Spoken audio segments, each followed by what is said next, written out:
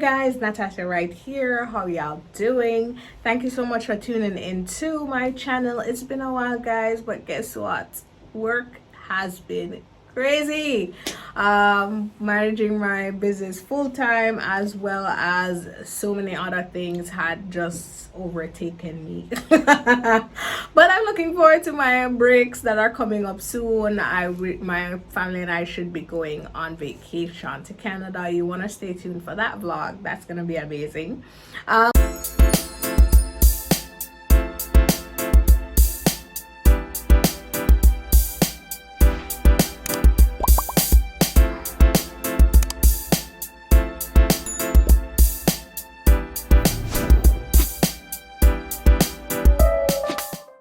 But guys, I wanted to come on here just to share quickly on some of the different issues that entrepreneurs may face when looking at staffing their small companies. Right now, of course, usually when you are starting your own business, it's not until the point of you becoming overwhelmed with a whole heap of things to do that you look to hire someone. So for example, you don't know anything about accounting, tax season is coming up, you need to ensure that all your taxes are done on time or you're gonna get in trouble, without a doubt. Or let's say that you don't know anything about social media and you need to put your business online, right? So you need a social media manager. Those things are what I'm talking about. So you may not necessarily think about how you may not be thinking about hiring full-time right now, but you are thinking that, okay, maybe I need to go on Fiverr, maybe I need to get someone virtual. Whatever the case is, there are a few things that I want you guys to bear in mind when you are looking at getting staff involved. Now, the first thing that I want to share with you is that when you are doing your selection process, you need to ensure that their core values are aligned to yours, right? So what do I mean by core values? What do you as the entrepreneur, as a business person, what do you place in order, or what priority, what do you give priority? So for example, for us, honesty and integrity, respect, those things. We are Christian people, so of course, God-fearing, right? So these are qualities that we are looking for in other people. Now, it actually helps when you and someone are on the right level in terms of in thinking and core values, because there won't be certain compromises. They will understand your rules, they will understand how you do things and why you do things that way, and so you won't find certain things happening for real, right? You won't expect them to come up cursing in your company. You won't expect them playing background music that are raucous and ordinary. You won't find that they're disrespecting your clients, all these different things, because your core values is what is guiding your selection process. Now, of course, I've had this question not long ago. Of course, on the interviews, you may not be able to easily identify what the person's character is like, because everybody will put a front on for an interview, of course. Now, that is why people are placed on probation when they go into organizations, because guess what? During that probationary period, people will be assessing you, or the supervisor or the manager will be assessing to see if you are the right fit for this role. So the first 3 months, or for some senior levels, they actually do the assessment for 6 months, right? Yeah, for 6 months. So during that time, they are assessing to see if you are a good fit. But onboarding and in the selection process is really where you want to get certain things right. Now, under onboarding and selection process, you also have to look at, do you do your own orientation? So when the person starts, when the candidate starts, right, do you ensure that you have a sit down with them, tell them what the expectations are, what the culture of the organization is like, what is their job in this big picture or small picture, whatever the size of your company is. Let them know what is expected right there and then. so that as days go by, months go by, you can actually hold them accountable based on that talk, right? And you don't want anyone coming in with their very own way of doing things or their own mindsets or perception of what you guys do. So you want to lay it all out right then and there. Now, the next thing is that you want to lead by example. Now, I absolutely hate it, and I think my husband and I, we get the opportunity to consult with so many different organizations. We absolutely hate it when leaders will ask employees to do as they say and not as they do, because we know leadership is by leading by example. So if you want things to be done this way, don't do the opposite.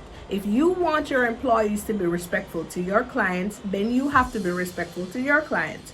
They need to see you doing what you've asked them to do. And we work with companies today that are large companies, where you will go and you will find the CEO in the kitchen washing pots and pans, not because he's bored, but because there's work to be done and he's helping, because the employee, maybe an employee is short or something. But they're not afraid to work. They're not afraid to get down there and show people that, listen, I can actually do this thing too. And so if there's anything that you are requesting of your employee, you need to ensure that you are doing it too, guys. You have to lead by example.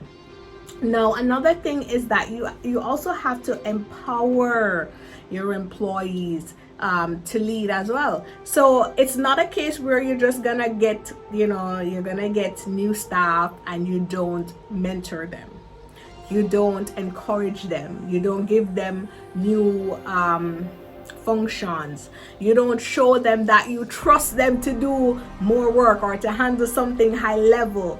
That is a big deal for employees. You need to be able to give them a platform to shine, as I would say. Give them an opportunity to prove themselves. And so you have to know how to empower them by allowing them to lead as well. If you know that they are gifted in a particular area, assign them a role to do something. Allow them to to shine in their own world. If, for want of a better phrase, you understand what I mean. You also have to ensure that you're not holding back from them. I know a lot of times you have business owners or companies, small companies, who will kind of lock away everything because they don't want people to know anything. That's not really showing your employee that you trust them, or that you are an active participant in their growth and development. Let me say that again. When you hide information from them, when you don't allow them to help with certain things, when you hold the information like this, you are telling them that you don't trust them, right? And so you have to ensure that you are helping your employees to grow. Also, you want to ensure that any environment that you are creating, any culture you are creating in your organization, that growth is mandatory. Everybody in this place will have to grow. We're not about stagnation. And so if you have your small business and your small team, that's something that you need to ensure that you enforce. We all are in this thing to win and to grow as a team. Now, the fourth thing is that you have to also put systems in place to not just reprimand, but to celebrate your employees. No matter how small your team is, guys, you have to ensure, whether it's a time and attendance system, a payroll system, an employee recognition system, you know what works for you. Are you going to have an employee of the month? Are you going to have bonuses? Are you going to have incentives? Are you going to give your whoever brings in the most sale a weekend trip to Sandals? I don't know. You know what works. So you have to have a system of recognition. Let your staff know that they are worthy. they're worth something, they're valuable to your entity, and that actually will encourage them to stay. The last thing I want to leave with you is to lead with love. What does that mean? Treat people like how you want to be treated. I've heard this time and time again. People don't leave companies, organizations, or jobs. They leave toxic bosses, they leave toxic environments, and that's what they're running away from, right? Not necessarily their job functions, right? The work may be hard, but they're okay with doing their thing. However, they're not okay with being treated unfairly, treated poorly, being looked down on, someone always being condescending, people who are always treating them bad. That's what they run from. And so I'm saying to you, treat people the way you want to be treated, and you will see the difference in how your team operates. Also, you have to understand that the success of your employees is your success. Yes, it's a success of your business. And so you should want to see them grow. You should want to see them feeling empowered and taking on new roles, and just, being at the helm and being at the steering wheel of the whole ship, right? I'm sure there's not a steering wheel at all. Well, whatever you call it. Whatever you call it, but you need to ensure that you are empowering people to want to stay in your place of business. And guys, I know as entrepreneurs things get tough, it gets rough, it's really not an easy path. However, we all know that the vision that God has given each and every one of us, it needs people to actually support us to get to where we need to get to. And so I'm saying, guys, whoever God has given you as an employee, as a staff member, as a contractor, we all you have to play an active part in ensuring that they are successful. And when you look at things that way, it actually helps your business. The more you help people get what they want, the more you get what you want. Zig Ziglar said that. Jim Rohn likes to echo it. It's a serious thing, guys. So I'm leaving you with lead with love, and you will see your small team succeed. Blessings, guys. Bye.